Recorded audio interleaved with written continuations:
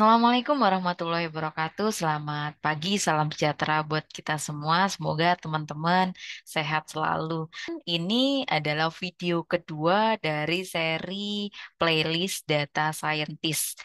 Pada video yang pertama, kita sudah membahas tentang apa sih pekerjaan seorang data scientist itu, kemudian cukup banyak lowongan pekerjaan terkait data scientist, baik itu on-site, baik itu remote, atau keduanya. Kemudian kita juga sudah membahas tentang job desk dari data scientist, kemudian salary-nya, kemudian ada beberapa istilah pekerjaan yang terkesan sedikit mirip gitu ya, padahal mereka berbeda. Kita juga udah bahas tentang data scientist dan data analis, kemudian bidang-bidang dalam data scientist yang lagi trending gitu ya. Nah, bagi teman-teman yang belum melihat video sebelumnya, boleh klik link yang ada di atas. Jadi teman-teman bisa lihat dulu untuk pengetahuan awal. Nah, teman-teman, di video yang kedua ini kita akan membahas tentang eh, pekerjaan data scientist lebih detail lagi, terutama alur pekerjaannya seperti apa sih dari step by stepnya. Kemudian kita akan belajar dari sebuah studi kasus supaya kita lebih paham lagi kenapa sih data itu harus diolah gitu ya. Kemudian di sisi lain, analisis data itu nggak boleh sembarangan karena ternyata impact-nya itu cukup besar, teman-teman. Nah, kita mulai berikutnya. Jadi kita recap dulu ya dari yang kemarin bahwa sekali lagi dari beberapa lowongan pekerjaan yang ada di internet itu kita sudah mencari irisan gitu ya untuk mencari sebuah istilah kemudian cross check. Jadi kita istilah pekerjaan data scientist itu seperti apa sih kemudian kita cross check dengan keterangan dari ahli gitu ya. Jadi secara umum sekali lagi bahwa seorang data scientist adalah salah satu profesi, salah satu pekerjaan untuk pengelolaan data dalam mencari insight atau wawasan atau knowledge untuk biasanya banyak digunakan untuk membantu pengambilan keputusan gitu ya dalam sebuah organisasi atau dalam sebuah bisnis gitu ya karena tidak semua terhubung bisnis aja teman-teman tapi dalam sebuah organisasi yang non-profit juga itu membutuhkan juga yang namanya seorang data scientist. Nah, kemudian dari segi knowledge itu bisa juga sampai dipakai dari segi pembuatan kebijakan. Nah, di video pertama itu juga sudah digambarkan gitu ya kebijakan yang seperti apa dari sebuah studi kasus. Nah, kalau yang data scientist dan data analis kemarin kita sudah bahas sedikit ya teman-teman. eh Istilah sederhananya adalah data scientist itu lebih ke model prediktif, teman-teman. Nah, nanti kita akan bahas lebih lanjut. Nah, buat studi kasus sederhana, teman-teman. Jadi, studi kasus ini adalah dev world business. Jadi, studi kasusnya adalah, jadi nanti tujuan dari studi kasus ini ada dua hal yang teman-teman bisa pahami atau ambil hikmahnya gitu ya. Yang pertama adalah bagaimana sih kita bisa melihat bahwa ketika kita menganalisis sebuah data yang sudah terkumpul itu juga mempengaruhi dari insight atau knowledge-nya. Bahkan itu nanti eh, akan mempengaruhi sistem pengambilan keputusannya. Itu yang pertama gitu ya. Cara memilih metode analisis data. Kemudian yang kedua adalah bagaimana peran seorang data scientist dalam kasus ini akan cukup penting gitu ya teman-teman daripada sekedar memvisualisasikan data, teman-teman. Jadi kalau model prediktif atau yang di data scientist lebih banyak ke data-data yang memang sudah terrecord gitu ya. Nah, ini adalah kasus dari penjualan tiket baseball, teman-teman. Dari Dave Ward Business. Dia adalah seorang analis pro baseball. Nah, fokusnya adalah pada penjualan tiket. Jadi penjualan tiket di sini itu dibagi menjadi dua, yaitu tiket tunggal dan tiket musiman. Nah, istilah tiket tunggal adalah setiap pertandingan kita membeli tiket gitu ya. Kalau yang tiket musiman itu biasanya dia berlisensi katakanlah 1 tahun gitu ya. Jadi dia bayar di awal gitu ya. Kemudian dia boleh eh, memilih pertandingan sepanjang musim itu gitu ya berlisensi. Kalau yang tiket tunggal dia sekali beli gitu ya. Belinya ya pas pengen melihat pertandingannya mana gitu ya. Nah, tujuan dari Dave Ward Business ini dia pengen menganalisa penjualan tiket untuk keuntungan yang besar pasti ya dalam proses bisnis jual beli. Nah, analisanya adalah dia mau menganalisa antara pemegang tiket tunggal dan pemegang tiket musiman. Kira-kira polanya itu seperti apa? Itu yang lagi dianalisis oleh Dave Ward Business, teman-teman. Kemudian eh permasalahan, tindakan, hasil dan detail dari analisis dari Devward ini yang pertama dari permasalahannya dulu nih. Jadi dia punya masalah menurunnya penjualan tiket dan membengkaknya biaya marketing gitu ya. Kemudian dia eh, melakukan sebuah tindakan kira-kira untuk menyelesaikan hal tersebut.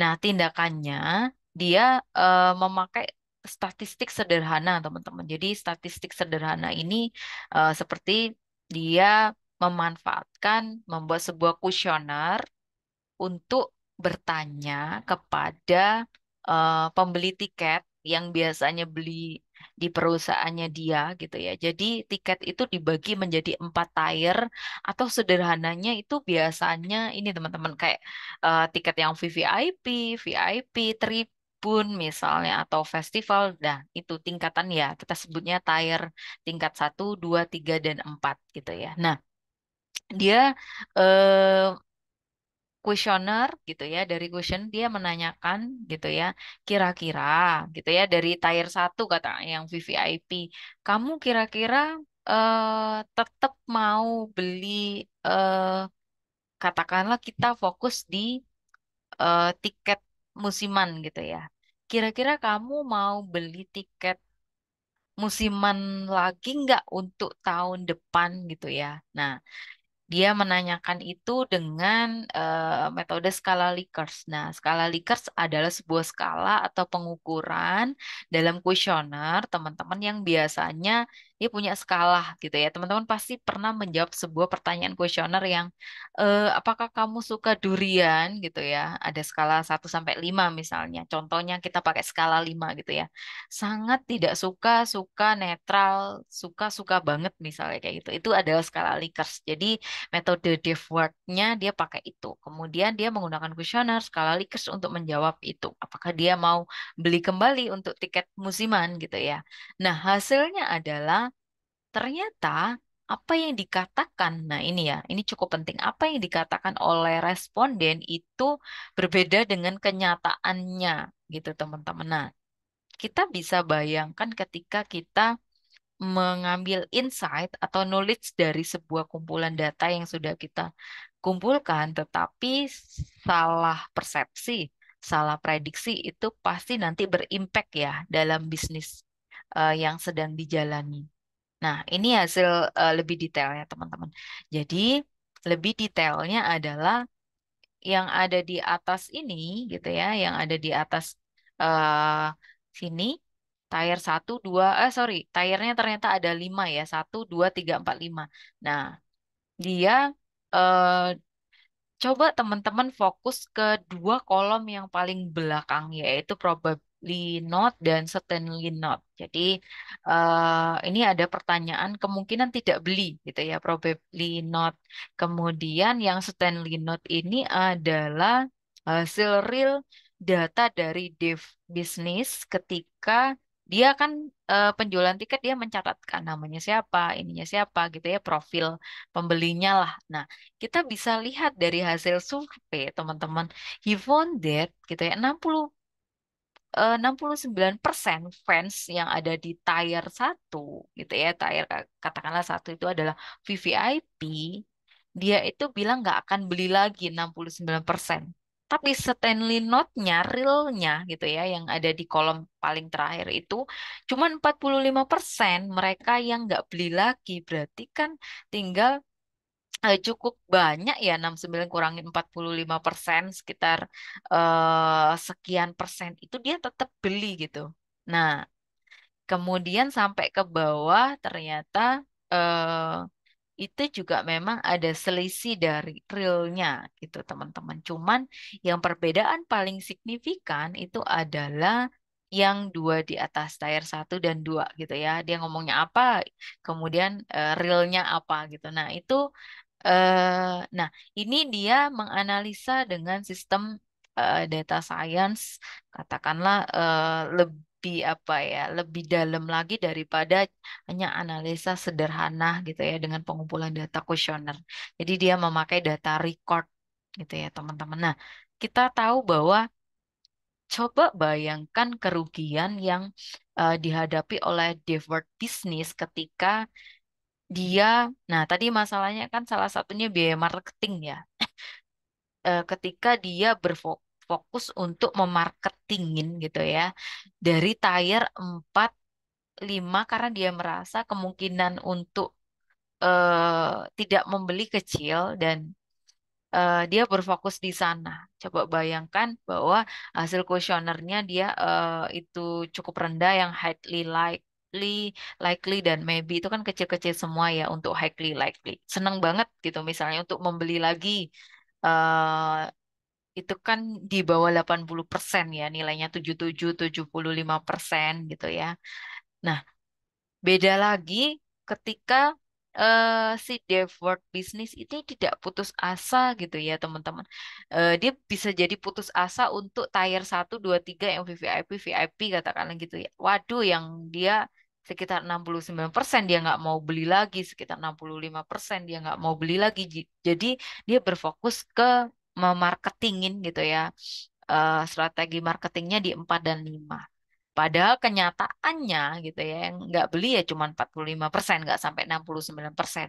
Jadi sebenarnya tier satu 2 3 itu masih tetap eh, market yang ini ya, yang jitu gitu ya, market yang besar untuk mungkin marketingnya dipoles sedikit supaya dia makin yakin tetap membeli realnya di realnya gitu ya, bisa meningkat gitu ya.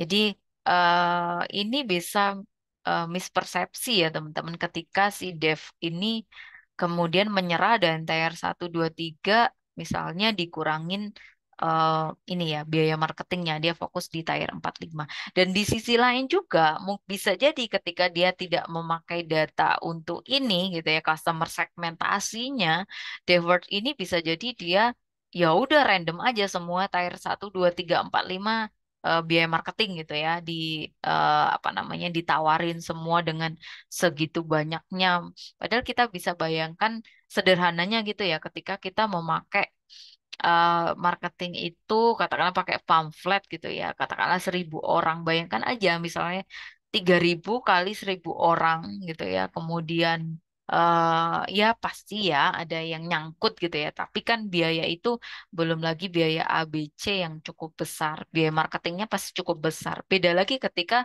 si DevWord ini memanfaatkan gitu ya data yang ada diolah gitu ya teman-teman oh ternyata ini dari segi data yang sudah ada ini bisa diprediksi bahwa ini cuman butuh polesan dikit nih gitu dari real datanya untuk next pertandingan misalnya kayak gitu ya. Oh berarti dia harus menambahkan beberapa marketing supaya makin meyakinkan gitu teman-teman. Jadi dia tidak semua juga dia menjadi target marketing dia gitu. Dia bisa fokus ke beberapa orang yang spesifik yang mempunyai kemungkinan yang jauh lebih besar gitu teman-teman. Gitu ya. Kemudian yang warna green itu lebih banyak beli daripada yang warna blue. Nah, green hanya membutuhkan sedikit sentuhan marketing. Jadi cukup berbahaya kalau misalnya dia hanya memanfaatkan metode kuesioner sederhana, statistik sederhana, bahwa oh ternyata kemungkinan yang enggak itu tier satu 2 3 69%, 65, 55%. Jadi wes nggak usah dimarketingin. Bahaya juga ya. Nah, inilah teman-teman hikmah dari pentingnya sebuah pemilihan analisis data gitu ya. Teman-teman udah ada gambaran ya. Jadi tidak hanya sekedar visualisasi tapi dia benar-benar lebih lebih jauh lagi melihat landscape dari ramalan dari prediksi penjualan itu. Seperti itu. Kemudian Nah, peran data scientist tentu dari studi kasus ini cukup besar ya, kan dia jauh lebih dalam.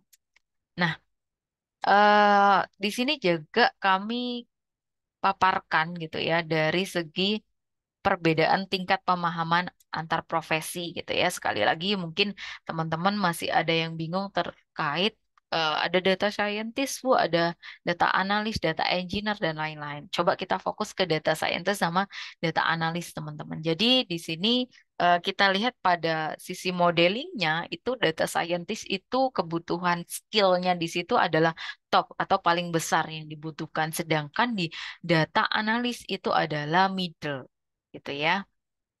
Kemudian kalau yang data analis itu lebih ke data understanding, teman-teman. Jadi bagaimana dia memahami data, memvisualkan, tidak sampai ke segi modeling yang cukup dalam. Itu ya. Jadi eh, ketika ada sebuah tim ya tidak bisa kita mengharapkan semua tim itu jago karena memang beberapa profesi pekerjaan itu ada high skillnya yang harus dikuasai, middle skillnya, lower skillnya. Contoh misalnya data scientist itu deploy-nya itu butuh lower karena biasanya dikerjakan oleh seorang data engineer misalnya atau mungkin machine learning engineer gitu. Nah, ini bisa teman-teman jadi patokan juga ketika teman-teman mau jadi apa dan ada beberapa hal yang harus dikuasai yang paling tinggi skillnya di mana. Nah, teman-teman di sini ada business understanding, ada data understanding, ada data preparation, ada juga modeling, evaluation, sama deployment. Jadi ini adalah siklus dari data science, teman-teman. Jadi siklusnya itu seperti ini. Jadi inilah nanti pekerjaan dari seorang data scientist gitu ya, dari business understanding, data understanding, sampai ke deploy-nya. Gitu ya, teman-teman. Jadi Anda tidak boleh mengharapkan anggota tim Anda sekali lagi kuat dalam semua proses life cycle dari data science, tetapi mungkin bisa saling support. Nah, tetapi biasanya kendalanya gitu ya, ada beberapa perusahaan yang ya all in one gitu ya, harus bisa semua ya. Memang tergantung perusahaan yang memberikan lowongan pekerjaan itu, teman-teman. Seperti itu. Tetapi pada dasarnya gitu ya, seorang masing-masing dari data scientist, engineer dan lain-lain, dia harus menguasai tingkatan skill sesuai yang ada di layar teman-teman ini. Seperti itu ya. Nah, kemudian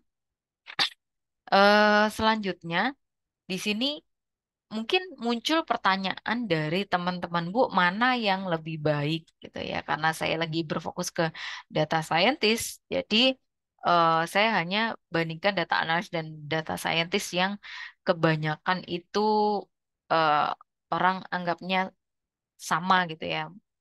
Ya hampir sama tapi ada perbedaannya. Jadi contoh kita lihat dari job desk-nya. Kita fokus di data scientist ya yang saya garis merah-merah itu kita lihat develop machine learning algorithm, certain a maintenance maintain models. Kemudian dia model building skill. Nah, teman-teman di situ kita bisa lihat dari pengertian yang awal tadi bahwa memang kalau data scientist lebih sama video satu ya. Kalau teman-teman belum lihat, boleh klik link yang ada di atas. Nah, di video satu juga sudah dijelaskan bahwa ketika data scientist itu dia lebih berfokus ke lebih besar landscape-nya gitu. Dia melihat sebuah pengolahan data itu. Dia lebih ke modeling prediktifnya. Sedangkan kalau data analis dia visualisasi ke data understanding-nya jauh lebih besar gitu. Mana yang lebih baik? Semua ada pasarnya dan tingkatannya dan skill masing-masing teman-teman. Jadi apapun yang profesi teman-teman yang pengen inginkan, apakah teman-teman pengen jadi seorang data analis atau seorang data scientist ya itu tergantung teman-teman. Teman-teman pengennya di yang mana gitu setelah melihat job desk-nya. Nah, kita bisa eh, lihat dari segi salary-nya memang karena landscape-nya jauh lebih besar, data scientist lebih besar. Tetapi sekali lagi ya tergantung dari perusahaan yang menawarkan lowongan pekerjaan tersebut ya teman-teman. Kemudian kebutuhan dari background education di data scientist itu kalau kita bisa lihat itu jauh lebih tinggi ya teman-teman. Itu biasanya dituntut ilmu risetnya jauh lebih besar gitu ya dari seorang data analis. Kemudian eh, what comes next? Jadi seorang data analis itu nextnya dia mau mengembangkan diri menjadi apa? Nah, di sini digambarkan bahwa dia bisa nextnya dia bisa jadi seorang data analis konsultan, data scientist gitu ya. Jadi data scientist nextnya dari data analis. Kalau yang data scientist sendiri bisa lebih benar-benar fokus lagi ke data science team manager, kemudian atau spesialis data scientist. Gitu ya teman-teman. Jadi kalau data analis teman-teman, misalnya teman-teman belum ada banyak eksperimen di bidang building model, ya udah sementara jadi data analis boleh gitu ya. Kemudian mengembangkan diri supaya nanti bisa ke arah data scientist gitu ya. Kalau yang di data scientist ini sendiri teman-teman statistik sama ya dua-duanya butuh. Kemudian programmingnya bisa dikuatin. Sebenarnya dua-duanya juga ada keilmuan ini ya ada keilmuan programmingnya juga ya, tapi lebih besar di data scientist. Kemudian sekali lagi mana yang lebih baik ya tergantung Anda yang memilih, tergantung kebutuhan Anda. Nah, teman-teman, ini adalah life cycle dari project data scientist. Data science, sorry.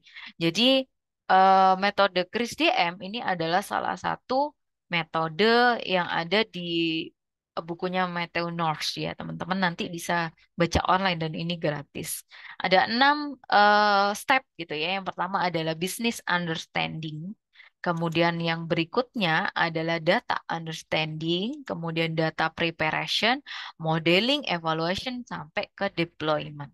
Nah, teman-teman, di pemahaman bisnis atau business understanding ini nanti akan cukup penting gitu ya. Nanti akan kita bahas kemudian pemahaman tentang datanya sendiri, persiapan data supaya data itu bisa diolah harus formatnya harus sesuai ya sebelum pengolahan. Kemudian modelingnya adalah kita pakai algoritma apa, kemudian algoritma apa itu dievaluasi. Jadi kadang-kadang ada banyak pertanyaan dari teman-teman pakai algoritma yang mana ya Bu gitu ya. Kita bisa uji dengan hasil evaluasinya. Kira-kira pastinya makin besar dari uji evaluasinya, berarti kan algoritma itu makin bagus untuk menangani case tersebut gitu ya. Kemudian sampai ke deployment-nya. Nah, ke deployment-nya itu bagaimana implementasinya. Kita model yang sudah kita kelola, kita bisa pakai untuk kegiatan berikutnya. Atau misalnya ada data yang masuk, ada update dari modelnya, gitu ya. Kemudian yang pertama adalah business understanding, teman-teman. Jadi, business understanding adalah pemahaman terkait organisasi atau bisnis dalam mengelola data itu sebenarnya untuk apa? Untuk mengatasi masalah apa? Kadang-kadang gini teman-teman, eh, dalam dunia kampus gitu ya, ketika berdiskusi sama teman-teman mahasiswa atau memberi tugas mahasiswa di kelas, kadang-kadang mereka eh, euforia dengan bagaimana sih saya bisa memprediksi sesuatu, bagaimana sih saya bisa membuat model yang keren gitu ya. Tetapi mereka lupa tujuannya sebenarnya saya mengolah data ini nanti impactnya di mana sih Eh, di bisnis itu keuntungannya di mana sih atau apakah benar saya lagi menghadapi masalah ini gitu loh. Jadi kalau di skripsi ini nanti berhubungan dengan bab satu ya latar belakangnya teman-teman. Jadi nggak mungkin kan kita mau katakanlah membeli sebuah mobil tanpa mempertimbangkan kira-kira berapa sih jumlah anggota keluarga saya, medannya dari kota saya, apakah berbukit atau macet atau jalan yang seperti apa gitu ya. Jadi itu pasti benar-benar dirancang dalam arti di planning kita mau belinya seperti apa, ada tujuan tertentu teman-teman. Sama seperti ketika kita mengolah sebuah data, tujuannya harus jelas dulu sehingga memang impactnya nanti manfaatnya akan berasa dan digunakan teman-teman gitu ya. Jadi supaya nggak asal nemu pola tapi nanti nggak dipakai. Seperti itu. Jadi itu biasanya yang sering dihadapin teman-teman mahasiswa. Nah, padahal itu sebenarnya ngaruh banget terhadap katakanlah kalau di skripsi latar belakangnya gitu ya. eh itu sering banget, benar-benar sering banget dihadapi oleh teman-teman. Berikutnya adalah data understanding gitu teman-teman. Jadi data understanding adalah bagaimana sih pemahaman kita terkait bagaimana cara mengumpulkan data, identifikasi data di perusahaan kita, data aset kita di beberapa departemen di perusahaan kita, kemudian data-data di beberapa unit bisnis itu seperti apa gitu ya. Kalau misalnya dulu itu data itu tersentral, sekarang tiap unit atau data martnya itu kan ada gitu ya. Bagaimana kita bisa mengambil data-data penting, misalnya dari analisis masalah yang business understanding tadi ya, kita butuh data apa, nah itu harus benar-benar dipahami, gitu ya, supaya apa? Ketika kita mencari sebuah pola, ya supaya ketika kita mencari variabel-variabel yang mempengaruhi pola tersebut itu benar-benar clear, teman-teman, gitu ya. Kemudian nggak boleh kita ujuk-ujuk ya kita punya ini sering dihadapin teman-teman mahasiswa ya. Jadi saya uji dengan coba teman-teman ambil data di Kaggle, di BPS atau di USAI Machine Learning gitu ya. Kemudian kalian olah, kalian buat latar belakangnya gitu ya. Kemudian teman-teman mahasiswa biasanya nyari data kemudian nanti bingung nulisnya di bab satunya gitu ya. Menurut saya di business understanding-nya, buat apa sih data ini kira-kira bisa digunakan untuk ngapain? Nah, itu biasanya teman-teman lemah di situ, teman-teman mahasiswa. Jadi kita berdiskusi lebih lanjut harusnya seperti apa gitu ya. Itu biasanya kendala banget teman-teman di sini. Kemudian juga eh, ketika misalnya ada teman-teman yang ngambil data terkait ini ya, mengambil data kuesioner gitu ya, katakanlah. Kemudian mereka tidak mempersiapkan datanya dengan baik gitu ya, data understanding ini irisan ke data preparationnya gitu ya, bagaimana bentuk dari katakanlah form Google formnya seperti apa, apakah katakanlah ketika jenis kelamin gitu ya, laki-laki dan perempuan, apakah itu dia memanfaatkan radio button yang bisa memilih hanya satu atau bisa mengetik. Nah, cukup berbahaya ketika kita menjadi seorang data scientist, kita nggak paham tentang data understanding. Logikanya gini teman-teman, ketika teman-teman jenis kelaminnya diketik, pasti ada orang yang ngetik lelaki, laki, pria gitu ya. Nah, teman-teman ketika itu diolah di keilmuan data scientist, itu cukup berpengaruh gitu. Jadi kalian menulis lelaki, laki sama pria misalnya wanita, perempuan itu akan dianggap sebagai pola yang berbeda. Jadi nanti pekerjaan kalian di step berikutnya yaitu di data preparation akan cukup berat karena itu harus teman-teman bersihkan gitu ya. Bener-bener nggak ada data yang ambigu, nggak ada data yang nggak konsisten gitu ya. Banyak ya ternyata pekerjaan seorang data scientist gitu ya. Nah, data itu datang dari berbagai macam bentuk. Ada yang numerik, ada yang paragraf, teks, gambar, dan lain-lain gitu ya teman-teman. Jadi data itu realnya di dunia ini ya benar-benar data banyak banget noise-nya, data yang hilang. Misalnya saya bayangkan teman-teman ngisi form, kemudian tidak diwajibkan, padahal ternyata kalian butuh jawaban di pertanyaan tersebut gitu. Nah, itu juga akan mempengaruhi pola yang akan digunakan ketika teman-teman mencari insight atau wawasan yang ada di data itu gitu teman-teman. Jadi di data preparation itu nanti teman-teman akan melakukan pembersihan data, mengurangi data, data reduction, kemudian data selection juga memilih variabel yang penting gitu ya. Data transformation supaya dia siap untuk diolah, kemudian data integration misalnya ada di beberapa beberapa ini ya data unit yang akan digabungkan gitu ya. Cukup banyak. Nah, contoh misalnya kanan atas itu di kanan atas ini adalah sebuah data yang diambil dari kuesioner. Nah, kita bisa dilihat di situ yang merah-merah itu ada data yang hilang, data yang nggak konsisten gitu ya. Contoh misalnya di Twitter itu jawaban no sama yes, ternyata dia nggak pakai radio button. Ada yang ngisinya 99 itu kan ngerusak pola banget teman-teman gitu ya. Jadi itu proses di data preparation.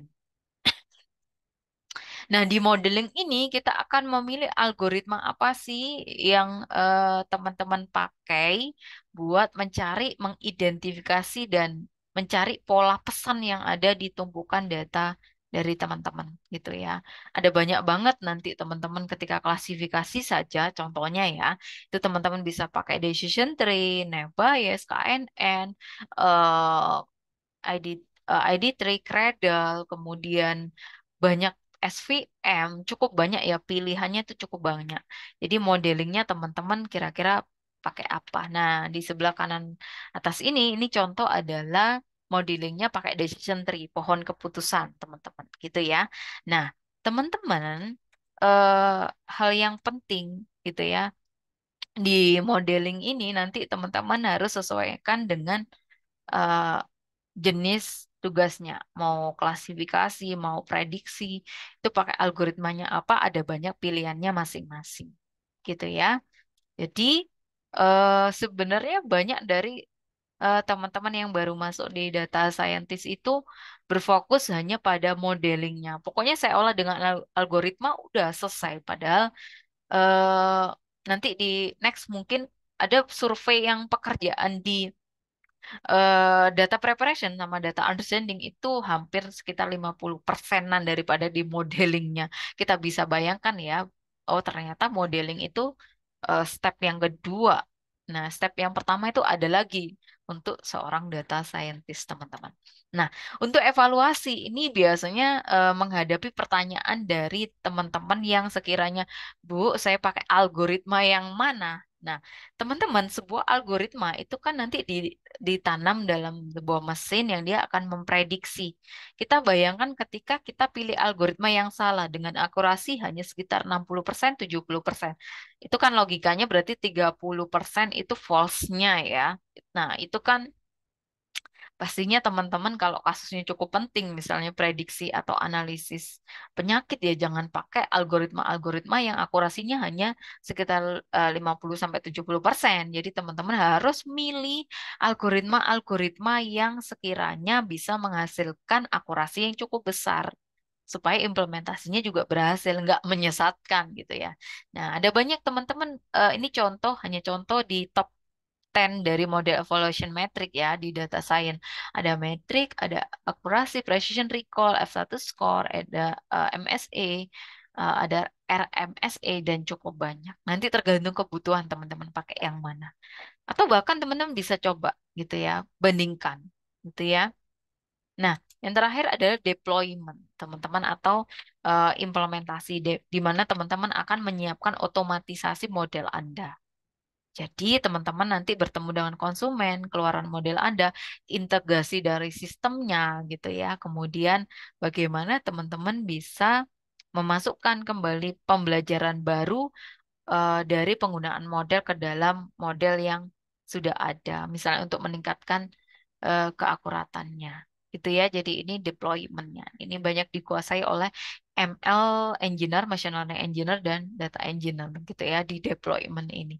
Untuk seorang data scientist yang kita lihat sebelumnya itu kan kebutuhannya di tingkat lower atau middle ya, bukan yang top seperti itu. Jadi teman-teman, jika misalnya perusahaannya atau organisasinya tidak cukup besar, ada banyak kok teman-teman eh, software-software data science yang teman-teman bisa manfaatkan. Jadi tidak usah sampai deploy gitu ya. Cuman teman-teman kalau misalnya pengen membangun sistem ya silakan gitu ya. Jadi ada banyak sekali seperti RapidMiner, kemudian ada eh, cukup WK gitu ya, cukup banyak yang bisa dipakai. Nah, kemudian sekali lagi ini kita recap lagi bahwa rangkuman proses dari life cycle data science itu ada business understanding. Jadi jangan dilupakan ya, tidak sekedar teman-teman butuhkan adalah dari sisi ya udah yang penting saya model prediktifnya Bu, tidak gitu ya. Tetapi data ini buat apa? Mau nyelesain masalah apa? Itu harus didefinisikan terlebih dahulu. Kemudian data understanding-nya, saya butuh data dari data mart dari unit mana saja untuk permasalahan ini. Kemudian data preparation-nya, bagaimana menyiapkan data, pembersihan data gitu ya. Kemudian modelingnya diolah dengan algoritma, algoritma itu dievaluasi, kemudian sampai ke model deployment-nya atau implementasi dari model dan update model. Itu teman-teman. Nah, kemudian ada versi yang lain, bagaimana dia, ini kalau dilihat dia ada 4 ya teman-teman, start, business understanding, kemudian data acquisition sama eh, and understanding, modeling, deployment-nya sebenarnya ini sama, 6 tahapan. Hanya di sini saya paparkan sebenarnya di sini data understanding dan data preparation dijadikan satu di sebelah sini ya. Kemudian modelingnya itu adalah di modeling dan evaluasinya dijadikan satu. Kemudian di sini saya pengen memberikan gambaran teman-teman supaya saya sering dengar Bu yang namanya cross validation. Saya pernah dengar yang namanya feature engineering. Nah, itu letak-letaknya di siklus yang mana sih? Nah, di sini kan teman-teman jadi punya sebuah gambaran ya. Nanti teman-teman bisa menentukan harus belajar apa ya step by stepnya. Nah, mungkin ini akan kita bahas di berikutnya ya teman-teman. Jadi ada apa aja sih kemudian skillnya, apa aja yang dibutuhkan oleh teman-teman. Jadi proses dari life cycle data science dari eh, proses satu sampai proses terakhir itu cukup penting. Dan di sini juga saya pengen menekankan proses-proses yang sering diremehkan gitu ya, terutama business understanding, kemudian data acquisition dan data data understanding dan data preparation itu cukup penting yang banyak diabaikan gitu ya. Itu yang teman-teman harus ini kan. Nah, sekali lagi juga teman-teman tidak bisa memaksakan data scientist bisa semua tahap. Kita ternyata tahu dari kotak yang tadi ya, tingkatan skill yang dibutuhkan gitu ya. Jadi eh, bisa-bisa satu profesi itu dia kayak yang deployment ya, menguasai di bidang itu lebih besar di machine learning engineer daripada di data scientist. Begitu teman-teman yang bisa saya sampaikan. Kemudian detail dari peta life cycle mungkin akan kita bahas lebih detail. Misalnya business understanding, kemudian detail dari studi kasusnya seperti apa. Kita akan lebih bahas supaya teman-teman analisisnya bisa jauh lebih besar gitu ya. Kemudian tingkatan skillnya kita akan bahas lebih detail lagi. Terima kasih teman-teman sudah menonton video kedua dari seri Data Scientist. Semoga video ini bermanfaat. Kita akan berdiskusi di video selanjutnya. Terima kasih.